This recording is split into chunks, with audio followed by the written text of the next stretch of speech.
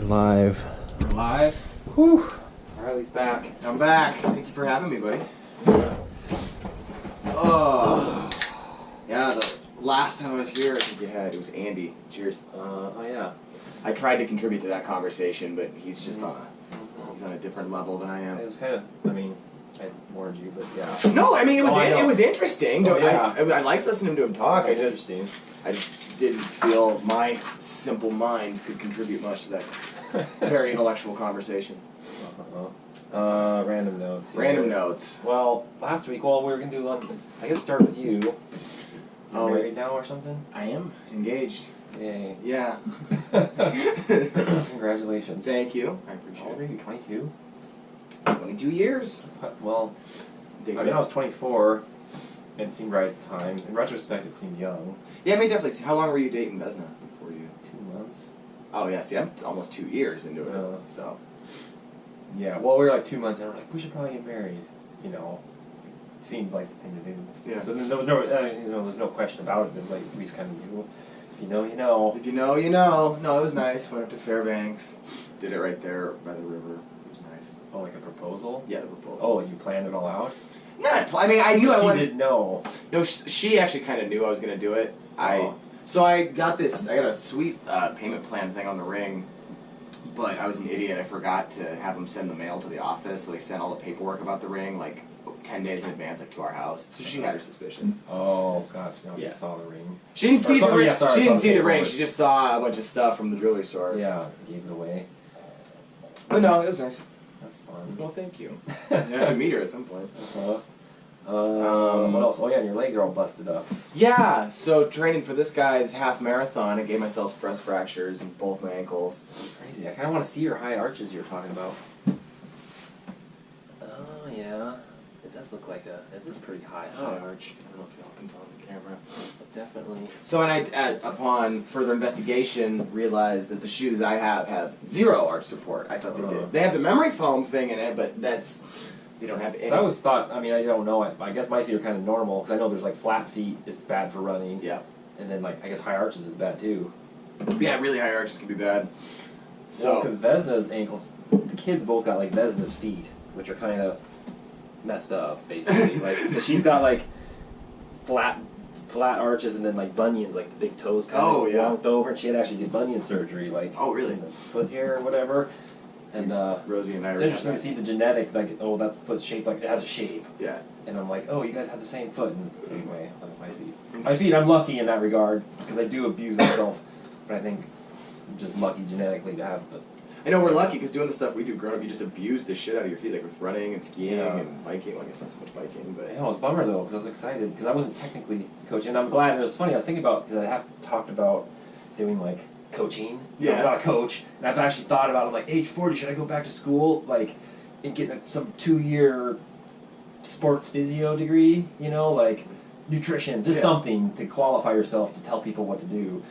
And just because I like it, I'm doing it to myself. But that's the thing, I'm only, literally, I was excited to go running with you this weekend last weekend. I was excited too. Because I don't go running with anyone, ever, never. Like, I literally run with people in races, and that's it. Like, for the, I don't know, 3,000 miles I've been the last couple of years, all by myself, or with a dog. Having the dog was the biggest, like, whoa. That's nice. A dog, I can talk to them. Well, you would have been running with, you're much, much, much faster than I am. I was going to go slow, I was prepared. It was going to be fun, because I was going to film it, and we were going to go, and I wanted to go run the whole section of the course, because I've yet to do it, you know. But it's fun, the tactics of a race. Like, for this race, I guess I'll talk about it anyway. No, go ahead. Well, it's just fun to think of the tactics, you know, so I've done the last 2 years. It's a full marathon, but then last year they offered a half marathon, but I still did the full. Yeah.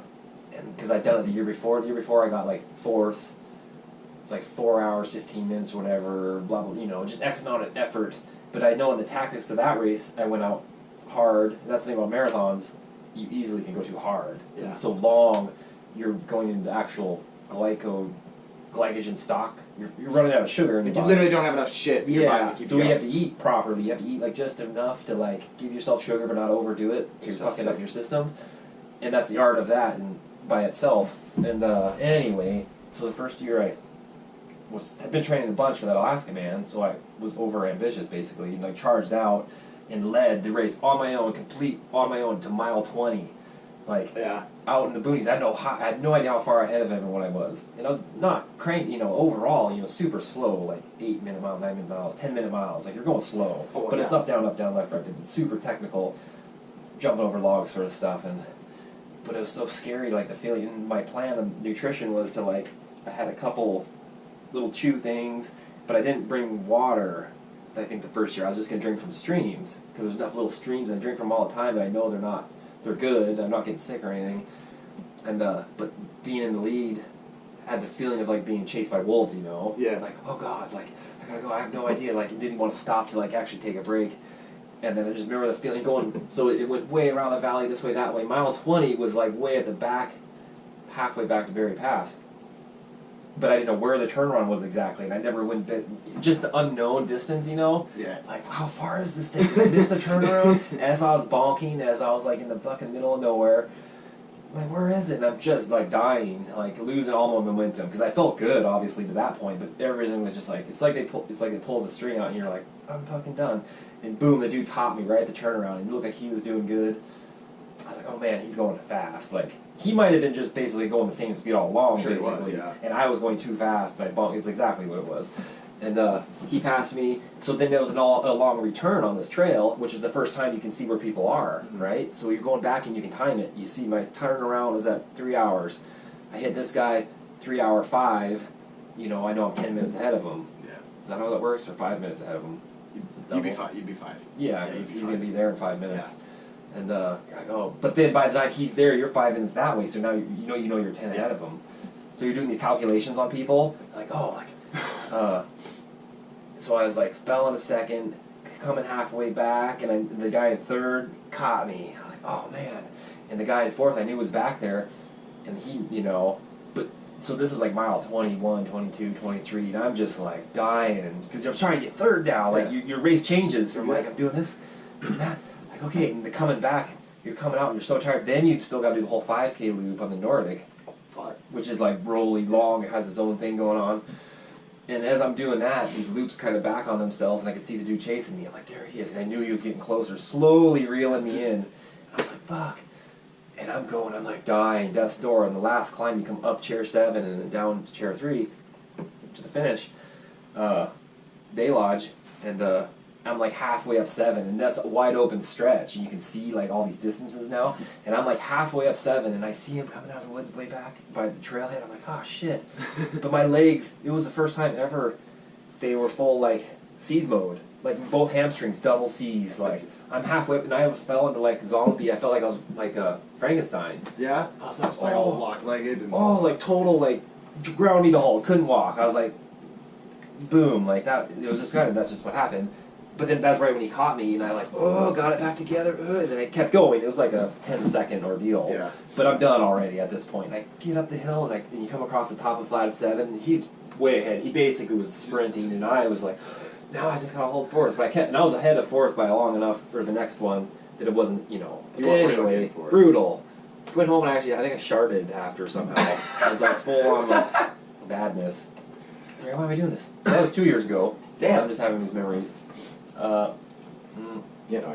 Second year, last year, I thought I'd be smarter. So I was like, don't. I just gave you COVID. Sure, Bond. We have it, dude. It's fine. I was like, don't just sprint out on your own. Like, Pace yourself. keep it paced. Yeah, it's just easy. So then we go out, and on this one, so there's a half that takes off. So as we take off, half the people in the crowd are doing the half, so they're going faster. Just doing half. Yeah, they're doing the half marathon. Okay. Meanwhile, so you gotta like, those guys are taking off. Okay, they're doing half. Ignore them. And then as the crowd kind of gets out, then you see who's around you. Like first mile and a half sort of thing. And it's just me and this other dude. I'm like, oh, okay. And I was like, so it was kind of funny. It was his first race, so it was this funny, different experience. And then I was running right with someone. And I was even telling him we were just bullshitting. It was fun because we're like both know we're on this epic fucking thing. Yeah. We're only miles 2, 3, 4, 5, whatever. But I was like giving him beta on the hills. I'm like, okay, we got the Nordic loop. As I'm giving him the beta, I'm like, who the fuck cares? But I'm more talking to myself, and just like making conversation. Yeah, just shoot. I'm like, climbing the hill, we're doing this, we're doing that. He's like, okay, cool. And it was like a fun thing. And we go back and we're staying together, and it was like perfect, easy pace. Get to the turnaround. But get this, they switched the route, the direction. every other year, you know. So this year you're going out to that turnaround first. Early. So we go out to the turnaround. We thought we were moving, but comfortable because we keep talking about it. We're like, are we going too fast? We were having this running discussion, like, fuck, are we going? Like, no, I feel good. Like, okay, we were kind of working together. And on the turnaround, we're like, fuck, we probably be doing pretty good. And boom, second, third, we're like 2 minutes back, 3 minutes back, like really close. Like, oh, that's way close. And we're both like, wow, they're really close. If we're moving fast, you kind of that feeling now of like, whoa. So we go.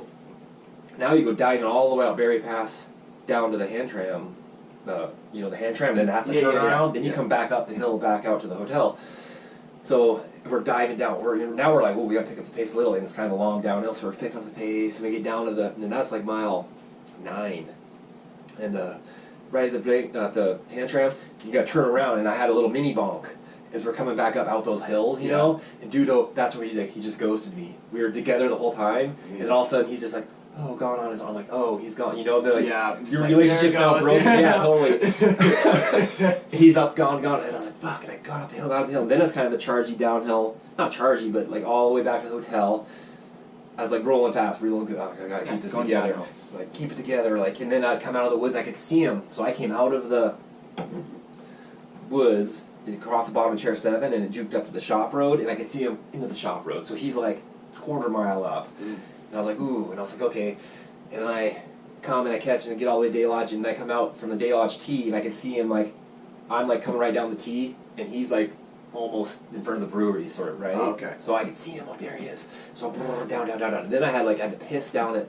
So epic recollecting these, like, it's fun. They're fucking epic adventures. Well, yeah. It's like an ordeal. You go down through downtown by the school, like there's that little river trail. It was the school. And I remember having to piss, and I was like, ooh, I'm starting to feel bonky. Like, it's a bad feeling. Yeah. And just a little bit of the shakes, like, oh shit, like something that's not good. So you go by the school, cross the river, come out of Crow Creek, then you go up California Creek. Like, I mean, do you know those trails at all? It goes up California, kind of up in there. Yeah. It's steep. Yeah. It's technical, gnarly. There's a loop back there. And I'm going, and I'm like bonking, like climbing, like, ooh, feeling like, it wasn't just the legs are tired. Now there's no gas in the engine feeling. Because, it's your aerobic leg capacity up until an hour and a half. Then it's like fuel.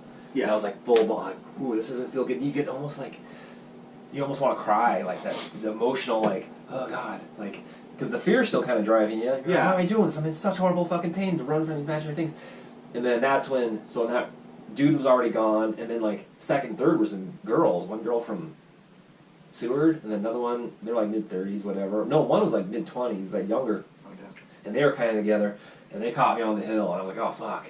Like, and they were moving all steady, and I'm like bonk mode. And then you go back, and it's technical, then it's kind of coming out, and, whew, so what was I holding? I was 4th, so I'm holding 4th now. You gotta go all the way down Beaver Pond Trail, come back the trail, then up the river trail back to the Day Lodge at that point. So, probably coming all the way out Beaver, like kind of, just holding it together, going, that's all you can do. Trying to get through it, basically. Trying to get through it, like, and then dude passes me, now I'm in 5th, and I remember him like, how you doing? I'm like, oh, just bonking, like, because I'm like, just whatever. Yeah. And he goes, and then, boom, he's gone, and then he popped out, then I had the most amazing, so that's like mile 22, pop out, basically down, there's 4 miles back or so, and I could see him, he was far ahead, and, over a quarter mile, but I managed to do this last minute, like bonk recovery. I had an epic good bonk recovery. Yeah. And I was able to pick up the pace. I was like doing the 8:15s, 8:30s, and motoring, and caught him, and he was full bonk now. Yeah.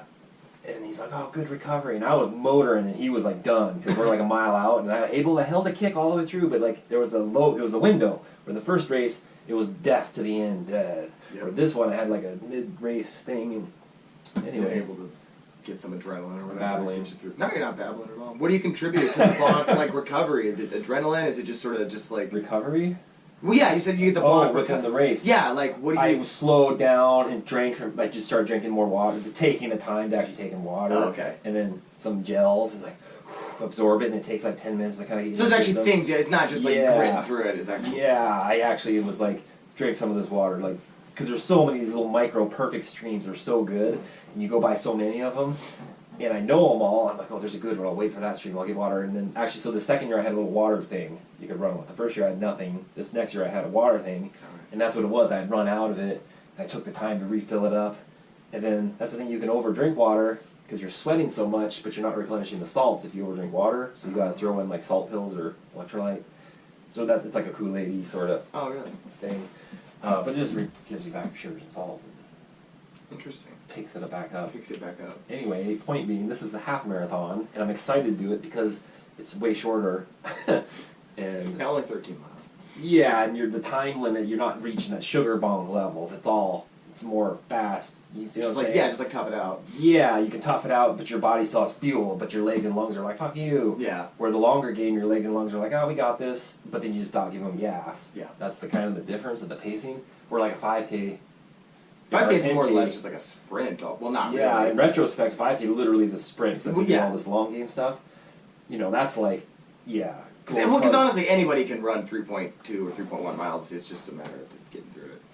Yeah, exactly. I know, and people, it's so funny, the different race lengths, debating the severity of the pain, because some will say the mile's the hardest, because the mile's like, blah, you're reaching, you know, it's a different level. It's just different. It's like anaerobic burn. You're an anaerobic, like, we can't do this for very long, like, just sheer willpower. But then they say the 800, you know, people down talk it, then they say, oh, the 5K is like this, but the 10K is like this, but the half marathon, you know, there's like all the, but this race is like that. Like, what does it mean? What's your favorite length of race? Like, if you I like the half. You like the half? I'm trying to come into it. It's interesting because, like, my speed I can do is like a 6-minute mile, 6:05, 6:10, whatever for that pace. Damn, that's good. Which is pretty good, as it turns out. It's really fucking good. But, like... 6:05 for... But if I go do a 10K, like, every 10K PR I've got right now is from the middle of a half marathon, right? Oh, really? So my PR right now is like 37, right, in a 10K. Really? Which is a PR I did like a month ago within the middle of a race, where all my other 10K races, they were right in that range, the same speed. You've never PR'd, like, 10K, just strictly a 10K race? I did previously. My previous was like a 38 or 32, whatever, 39. But my most recent one was just within a half race, right? Which was a good in terms of fitness. Like, if I went and did a real 10, that's hard, I could probably do pretty good. But then, that's my whole thing I've learned through all of this, is my speed is kind of set, but my true max is not really, like, same with my 5K right now. I got my PRs within the fucking, it's like 17, and that's within, or 17:30 I did, like, within a half marathon race still, right? So my 5K, bam, 10K, bam. That was the last race I told you about, when I went hard and died at mile 10. Yeah. And I lost fucking 8 minutes on the dude. I went back, I don't know if I ever told you, I went back and looked at the Strava flyby. Yeah. Because he's got to watch it, I got to watch it, whoever, see where they are at the same time. And I had 8 minutes up on the dude. I think it was. I basically lost 8 minutes because I would have won. I was at the turnaround at mile 119 pace, 118. Yeah. I was trying to PR 119. I was trying to break 119 was my objective. And I was on that pace, like, at the 10-mile turnaround. No, 8-mile turnaround, because I still had 5 miles to go. So in this case, I was bonking. I kind of went, The first 3 miles were too fast. Point being, that was my fucking 5K recent PR, right? I was going too fast in the 10. But to do it, you got to stick at the pace of 6-minute mile, right? That's the pace. You just got to do it. But then I go back and look, and the first one was like a 5:38, then a 5:40, then a 5:50, right?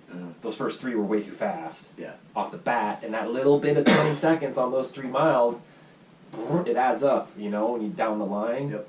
And you're like, the whole game of it, it's like, it's obsessed. You have to be obsessed about it when you get into it. Well, yeah. The training that leads to it, as I seem to be. I've been ranting. How long has this thing been going on? Oh my god. I can't fucking see shit.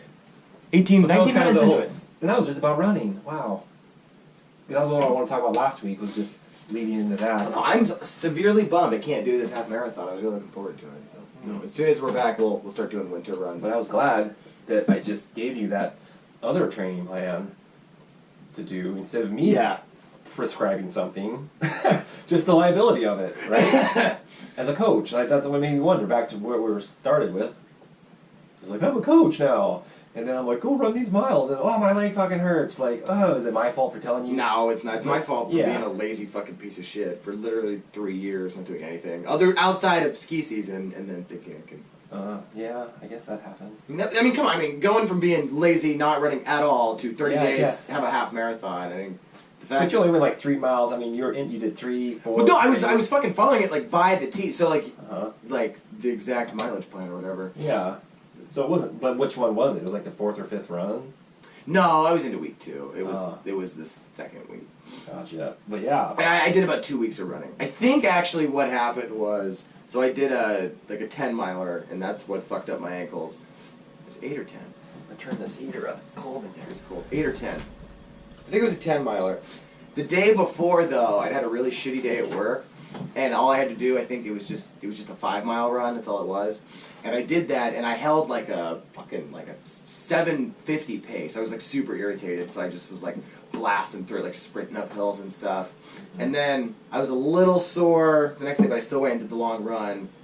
So that was the Friday I did my angry run. Saturday was the long run, and then Sunday could like barely fucking walk, couldn't even move. And then Monday, still same thing, could barely walk, could barely move. But my dumbass, I literally got home from work, ate a fucking edible, and was just like, all right, I'm just gonna go fucking run to see what happens.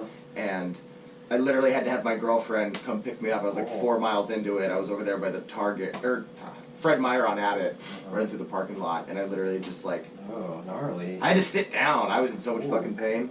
Crazy that happens. Well, that's the thing. Like right now, if I do this, I can see if it'll do it. Pop. When I stand up, it thumps right here. Oh, really? And it happened from one run, like 2 summers ago. It wasn't this summer, it was the summer before. I was planning to do a half marathon race in Anchorage, blah, blah, blah. And I was doing like a 10 miler at Crow Creek and back or something. Yeah. And it wasn't anything drastic, but then it didn't even hurt anything on but I wore different shoes. I got one pair, I got different pairs of shoes. And I wore this thinner pair. And I liked them because they're kind of like almost old school racing flats. They're really thin profile, blah, blah, blah. But I did the run, nothing hurt, felt great, whatever. Next day, my knee's kind of like, oh, that was weird. What is it? And it's a slow ache, like, oh shit. And it was like 2 weeks from this race, and I even had to make the call not to do it. It was the first one I really actually pulled out on because, like, something's weird. And then I get off those shoes, and then I would try them again. I'd just go out for a cruise out of the pain, and boom, it hurt again. So I was like diagnosing it to the shoe. And which is just really, because it's all like your heel is that high above your foot, all these metrics, miniature metrics that are like ski metrics, like your shoe shape literally is like a side cut, it's micro ski dimensions. Yeah. Think about it. Anyway, I'm very disappointed. But as soon as I can run again, we'll do night runs in the winter and shit. Oh, sweat.